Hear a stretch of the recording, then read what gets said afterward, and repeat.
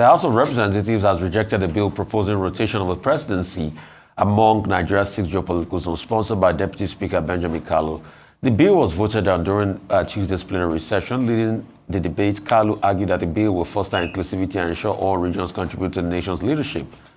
However, opposition emerged from lawmakers like Sani Madaki, Deputy Minority Leader and member of the New Nigeria People's Party, NNPP, who maintained that zoning should be managed by political parties rather than legislated. After the debate, Kalu called for a voice vote, but the majority of the lawmakers voted against the bill, despite attempts to reconsider the motion individually, as suggested by Francis Wire, chairman of the House Committee on Rules and Business. The bill remained rejected.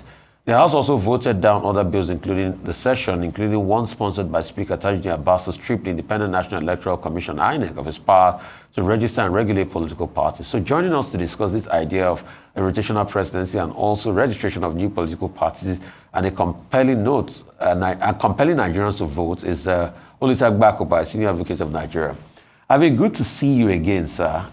It's been a while seeing you, but I'm very happy to see you, you know. Je suis très content, like they say in French. Should we sacrifice inclusivity for competence? Or should we sacrifice competence for inclusivity?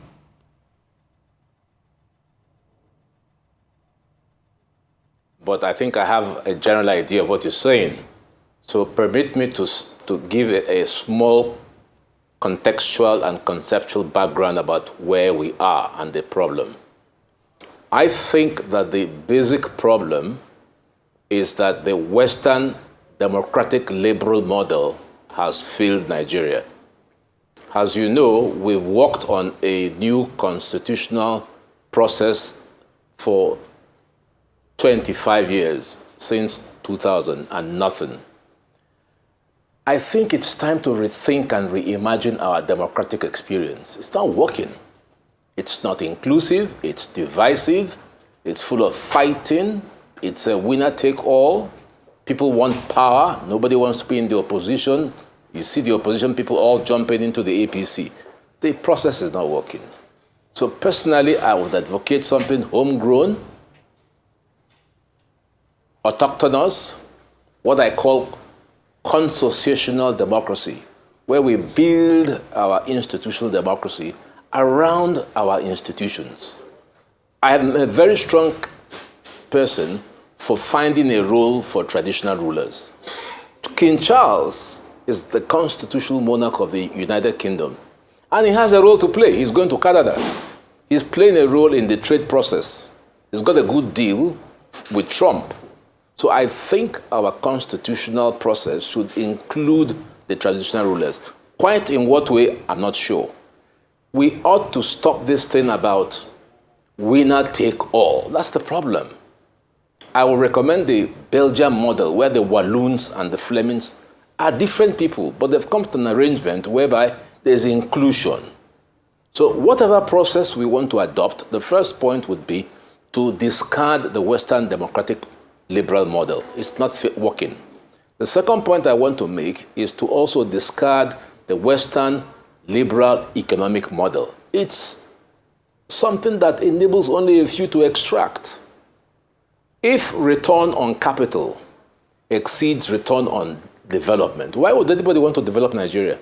So these are the two broad points I think we need to take into account in reimagining a new Nigerian experiment. Otherwise, I started at 29. I keep saying this. Now I'm 72. So you, Rufai, I know you're a young man. 20 years down the line, you'll be saying the same thing. So if something hasn't worked for all this time, is it not time we think through a process? My final point would be, let us stop this nonsense about saying that the APC wants Nigeria to be a one-party state. It's the opposition. It's the opposition. If a guy comes to my wife and takes her away, who would I blame? The guy or my wife? So I don't blame the APC. They want to win power. And the reason why this is so is because it's a winner-take-all. Nigeria is not at the point where we can afford this winner-take-all process. We must include. How that will be done is beyond my own competence. But I think that those are the building blocks for a new Nigeria. Okay, since you're speaking on inclusivity, I would like to get your thoughts on this issue of rotational presidency, because the conversation is that the bill has been rejected that proposes that the presidency should rotate around all of the geopolitical zones. And won't this be a solution to cure some of the marginalization that we see many groups speak of? Other people are saying that, well, this will institutionalize mediocrity. Where do you stand when it comes to the rotational presidency? It's part of the element of consociational democracy. It happens in Belgium. So in Belgium, there are two distinct ethnic and linguistic groups, the Walloons and the Flemings. And they share power, they rotate it. So if you do that here, and you include people, I know that I'm from the Southeast, and that I have a process, a voice in what plays out in the executive system, then I don't feel as if I'm a loser. But right now, this winner-take-all thing, it's doing us severe damage. So inclusivity needs to be properly constitutionalized. You recall that the late Chief Dr. Ekweme was the one who first proposed the 6 regions. I proposed 8, creating a middle belt, and so that's 7, and creating something out of the South-South, 8.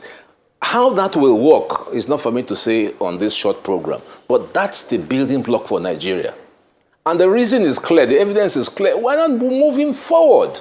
Don't you see Trump roaming around the Middle East, roaming around the Arabian Peninsula? And I say, but these are also Muslims. How are they so advanced? They don't have democracy. China doesn't have democracy. Yet they're advanced. Then we pretend that we have Western liberal democracy imposed on us, and we're going nowhere. So it's time to reimagine the process on the grounds that the patient has been in the hospital and is not recovering. So let's jettison this nonsense about the Western model, which they have imposed. Let's jettison it. Even the Western democratic model is failing in America, with Trump causing problems everywhere. So we need to build on something that is local to us, that works. And what is local to us that works is inclusion. If everybody feels that they are part of the lunch, I'm not talking about corrupt lunch, I'm part of the power sharing, then we can move forward and we can develop Nigeria in the way that, I was so ashamed to see small countries like Qatar, UAE, Abu Dhabi, Trump romping around the whole place, feeling good. And here we are in a rotten country with all the resources we have. We've got to put our best foot forward, and we're not doing that now under this Western liberal democratic process.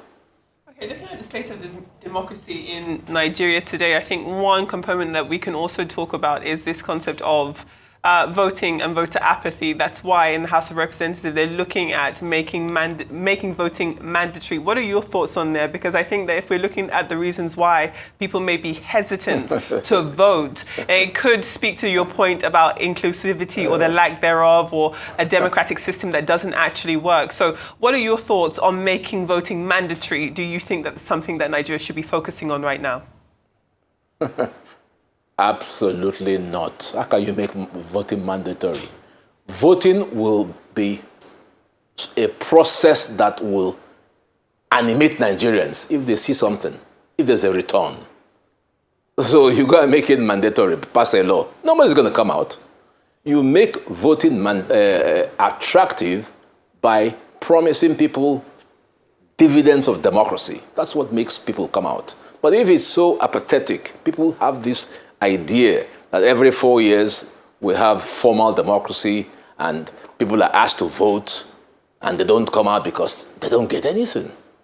They don't get anything. Look at me here at 72. I haven't got a dime, no advantage from the government of Nigeria. Why would I want to vote? Why should I want to vote? If it comes to the elections coming in Anambra in November, then I'll be keen to live here to go to Anambra to vote. Why? What do I get? So there's the apathy caused by a failure of development, by a failure of governance, by a complete breakdown. That's what's causing it.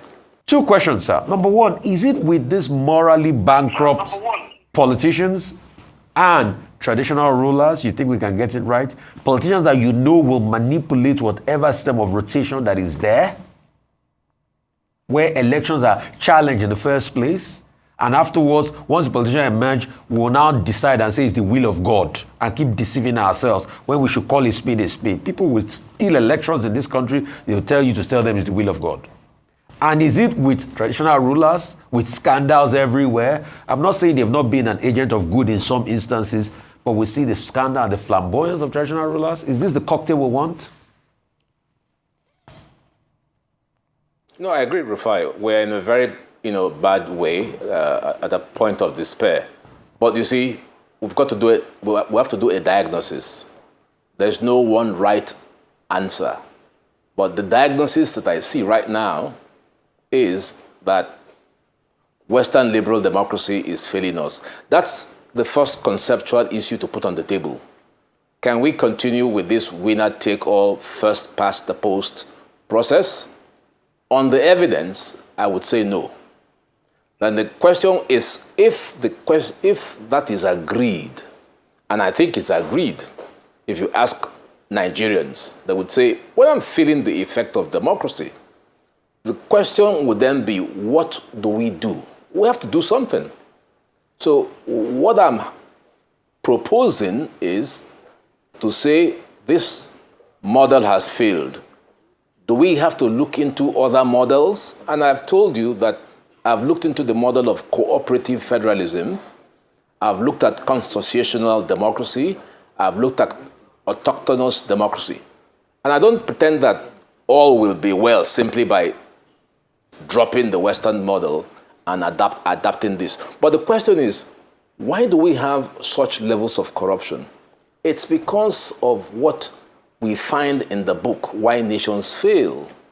If you have an extractive process whereby very few take everything, the others are going to be disgruntled. And how are these very few able to do so? By corrupting voters, by corrupting the traditional rulers.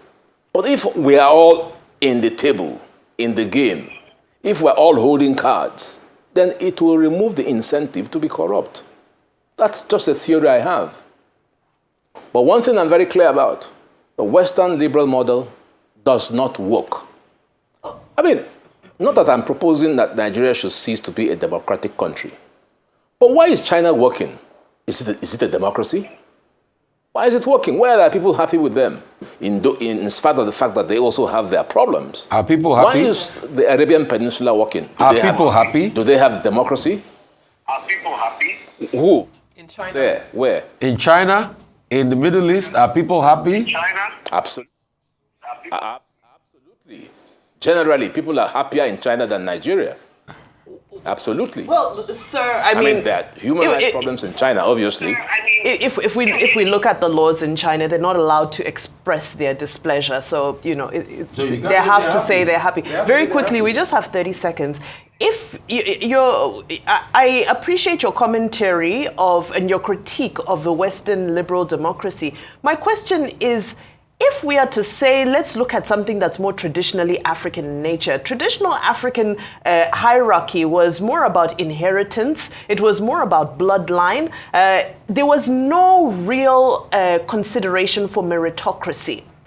Are you saying that merit is something that can be sacrificed to please the larger population of people and make them feel a part of the project? Very quickly, sir. I'm simply saying that don't forget that Nigeria is an extremely young country and that Nigeria was essentially clobbered together by the West. And the influence of our traditional rulers still remain very, very valid. To the extent to which we want to involve them in the process will be a subject of debate. I'm not suggesting that they will come in and become the executive. But if other countries have done it, effectively in the Western world, the United Kingdom has had a monarch, 9 different ruling dynasties for 1,000 years. And it has worked in the context of the Westminster system. So as we create something, as we begin to formulate something, what that something will be, I cannot tell. But my point is the Western model has not worked.